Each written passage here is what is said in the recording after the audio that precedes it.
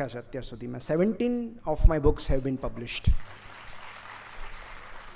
And writing and reading books, it is like never-ending passion and purpose for me now.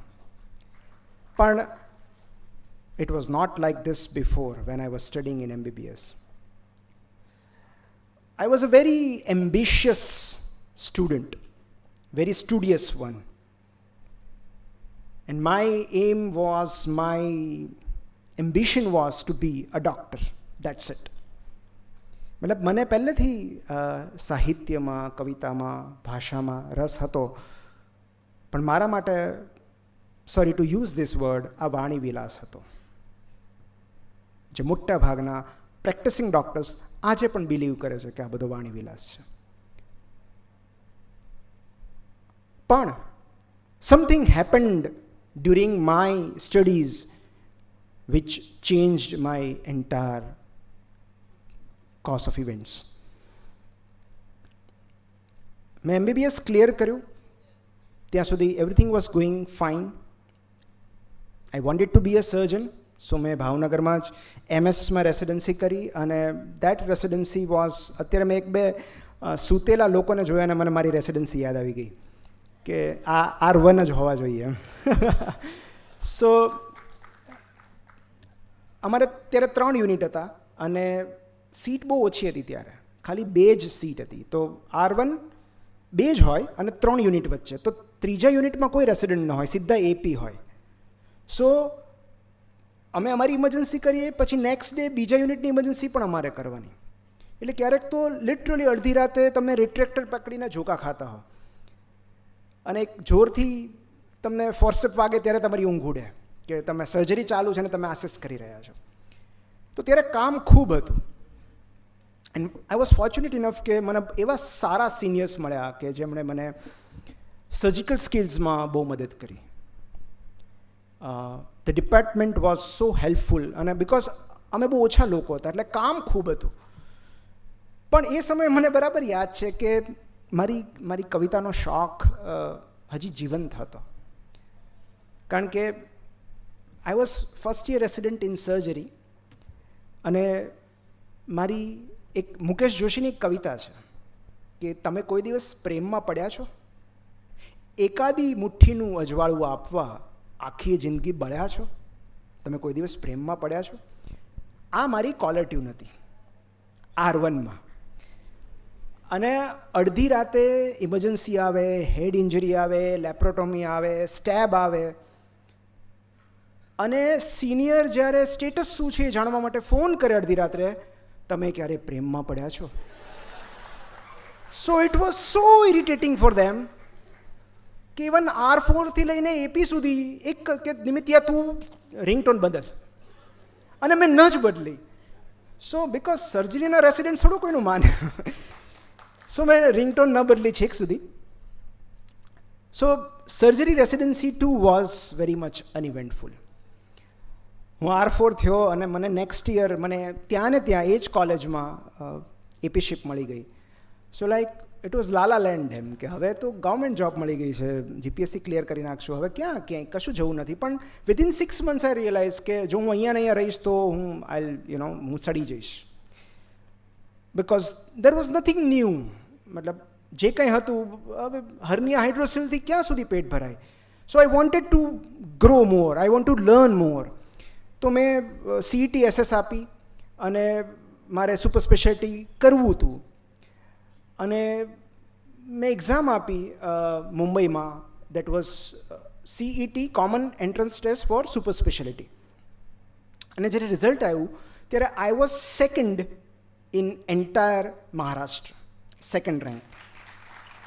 So like પછી તો શું, આપણને આકાશ વચ્ચે એક હાથનું જ અંતર હોય કે હવે તો કોણ ના પાડવાનું છે એમ.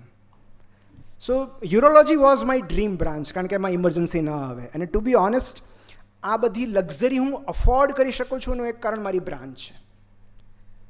સો આઈ વોન્ટેડ અ બ્રાન્ચ કે જેમાં હું ઘરે જાઉં પછી યાર તું કેથેટર નાખ, SPC કર, હું ઘરે છું, I am doing my things. So I wanted to go into urology કે જેમાં ઓફિસ વર્ક પૂરું થાય, that's it. You have done your job, you call it a day, you come home. તો મને થયું કે નહીં, મને યુરોલોજીમાં મળી જશે, because it was the branch top most ડિમાન્ડમાં હતી, પહેલાં ભરાતી, like paediatrics. So I was second, and મને થયું કે મને કોણ ના પાડશે યુરોલોજીમાં એડમિશન આપવામાં. મને તો ત્યારે અનફોર્ચ્યુનેટલી MCHની સીટ્સ બહુ લિમિટેડ હતી ગુજરાતમાં, આઈ થિંક 3 કે 4 હતી. તો મેં DNB માટે અપ્લાય કર્યું હતું. So this was DNB CETSS. તો જેવો મારું રિઝલ્ટ આવ્યું, પહેલું કામ મેં સર્જરી ડિપાર્ટમેન્ટમાંથી રિઝાઇન કરવાનું કહ્યું, AP શિપમાંથી રિઝાઇન કરી દીધું. તો અમારા સાહેબને મેં કીધું કે સાહેબ હું જાઉં છું ભાવનગર છોડીને, અને હવે ભાવનગર આવીશ ત્યારે યુરોલોજિસ્ટ બનીને આવીશ. સો I left my job, I left my city, I left my parents, and I went straight away to Jaslok Hospital for interviews. જસલોકમાં 2 seat હતી યુરોલોજીની, અને લીલાવતીમાં 1 હતી. સો આઈ થોટ 3 સીટ છે, અહીંયા નહીં મળે તો ક્યાં મળશે. સો ત્યારે ઓલો મુન્નાભાઈ જેવો હતો કે લીલાવતી આ રહે હું એમ. સો જસલોકમાં મેં ઇન્ટરવ્યૂ આપ્યો ત્યારે મને રિયલાઇઝ થયું કે નહીં, ખાલી એક્ઝામના માર્ક્સ મેટર નથી કરતા. એ લોકોએ 10 માર્ક્સના એપ્ટિટ્યૂડ ટેસ્ટ એવું નવું કાઢ્યું કે તમારે ઇન્ટરવ્યૂ આપવા પડશે ને ઇન્ટરવ્યૂના માર્ક્સ હશે. સો જસલોકની બંને સીટના ઇન્ટરવ્યૂ આપ્યા પછી ઇમિડિયેટલી મને કહેવામાં આવ્યું કે you are not selected. I said fine. એ જ દિવસે લીલાવતીના ઇન્ટરવ્યૂ હતા. સો ડાયરેક્ટલી હું લીલાવતી ગયો, અને લીલાવતીમાં 1 સીટ હતી. તો આઈ થોટ કે 2 જણ અહીંયા સિલેક્ટ થયા છે તો ત્યાં મને મળી જશે. મેં ઇન્ટરવ્યૂ આપ્યો, ઇટ વેન્ટ વેલ. પછી મને ખબર પડી કે લીલાવતીમાં પણ મારું સિલેક્શન નથી થયું. એન્ડ આઈ વોઝ ડિસઅપોઇન્ટેડ કે હું મેરિટમાં સેકન્ડ છું, મેં એટલી મહેનત કરી છે એન્ટ્રન્સ એક્ઝામ માટે, મેરિટમાં મારો નંબર છે, તો કેમ મને એડમિશન નથી આપતા. મેં જેટલી જગ્યાએ ઇન્ટરવ્યૂ માટે ફોન કર્યા, બધે સીટ્સ વેર ઓક્યુપાઈડ ઓલરેડી. અને ત્યારે મારી વાઈફે સર્ચ કર્યું કે પુણેમાં ઇન્સ્ટિટ્યૂટ ઓફ યુરોલોજીના એક ઇન્ટરવ્યૂ બાકી હતા for just 1 single seat of urology. અને અમે નેક્સ્ટ ડે પુણે ગયા. એટલે મને કે અહીંયા સુધી આવ્યા છે તો હવે પુણે જતા આવીએ, બિકોઝ ભાવનગર તો પાછા જવાય એમ હતું જ નહીં. કયા મોઢે જવું, શું કહેવું, અને જોબ પાછી કેવી રીતે લેવી વન્સ યુ રિઝાઇન્ડ. તો અમે પુણે ગયા, અને પુણેમાં જે ઇન્સ્ટિટ્યૂટ ઓફ યુરોલોજી, હવે એસ હોસ્પિટલ નામ છે એનું, ઇન્ટરવ્યૂમાં મને બોલાવ્યો, અને મેં અપફ્રન્ટ ડાયરેક્ટલી કીધું કે sir I am feeling cheated because I am second in the rank, અને મને મુંબઈમાં એડમિશન નથી મળ્યું. So like they were stunned with my honesty. મેં તો સર હું અહીં એટલા માટે આવ્યો છું because I am deserving candidate. I want to pursue urology. I want to be a urologist. And nobody is giving me chance. Fortunately, એ લોકોને એવું લાગ્યું કે નહીં, આ છોકરામાં ભણવાની ધગશ છે, રેન્ક છે. એ લોકોએ મને અમુક પ્રશ્નો પૂછ્યા, અને I answered them well.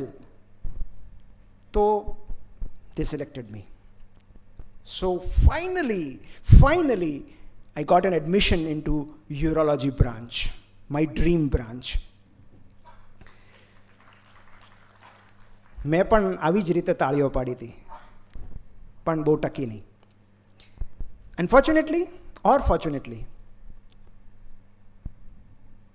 થોડા સમય પછી એક એવી ઇવેન્ટ થઈ જેણે ઘણું બધું બદલી નાખ્યું. યુરોલોજી કે કોઈ પણ DNB બ્રાન્ચમાં તમે એડમિશન લો પછી એક એનો પ્રોટોકોલ હોય કે 3 મહિનામાં તમારો રજિસ્ટ્રેશન નંબર આવી જાય. Now that registration number is with the national board of examination. So now that you are officially enrolled for the course by NBE, national board of examination. 3 મહિના થયા, મારો નંબર ન આવ્યો. 6 મહિના થયા, મારો રજિસ્ટ્રેશન નંબર ન આવ્યો. Now my senior was accidentally or coincidentally was also a Gujarati, Rupesh Shah, who is practising urology in Ahmedabad right now. So રૂપેશભાઈએ મને કીધું કે નિમિત 6 મહિના થઈ ગયા છે, યુ શુડ ઇન્ક્વાયર.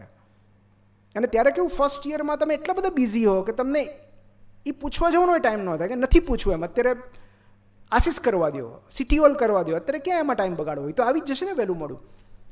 સો 1 વર્ષ વીત્યું.